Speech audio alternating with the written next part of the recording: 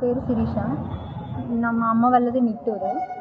నా భర్తకి నాకు డివోర్స్ విషయంలో కొన్ని గొడవలు జరుగుతున్న క్రమంలో గొడవ జరిగి మా డాడీ మీద మా అన్నయ్య మీద కంప్లైంట్ ఇచ్చినారు టౌన్ పోలీస్ స్టేషన్లో, పెద్దపల్లి టౌన్లో.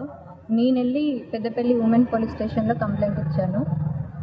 ఇదంతా పక్కన పెట్టి ఇప్పుడు కొత్తగా మా నాన్న మీద ఏదో ల్యాండ్ దున్నుతున్నామని చెప్పేసి కొత్త కేసులు పెట్టి దీన్ని అంతా డైవర్ట్ చేసి మా డాడీకి రోజు ఫోన్లు చేసి పెద్దపల్లి టౌన్ ఎస్ఐ, సిఐ ఇంకా constable Srinivas Goud daily calls చేసి ఇబ్బంది పెట్టడం, తీవ్రంగా గురి చేయడం.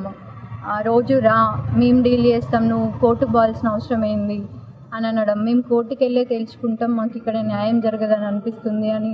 మేము కోర్టుకు వెళ్దామంటే నువ్వు కోర్టుకు ఎందుకు వెళ్తావు, మేము చెప్పింది నేను అని చెప్పేసి ఇట్లా అంటే మా డాడీ కొంచెం ఖండించి నేను కోర్టులోనే చూసుకుంటా అన్న తర్వాత ఇలా ల్యాండ్ అని చెప్పేసి ఇంకొక కొత్త కేసుని క్రియేట్ చేసి నిన్న మా డాడీ ఒక ఫంక్షన్కి వెళ్తే ఆ ఫంక్షన్ దగ్గరికి కూడా కానిస్టేబుల్ వెళ్ళి ఇబ్బంది పెట్టి అందరిలో తీవ్రంగా మనస్తాపం చెందేలాగా చేశారు.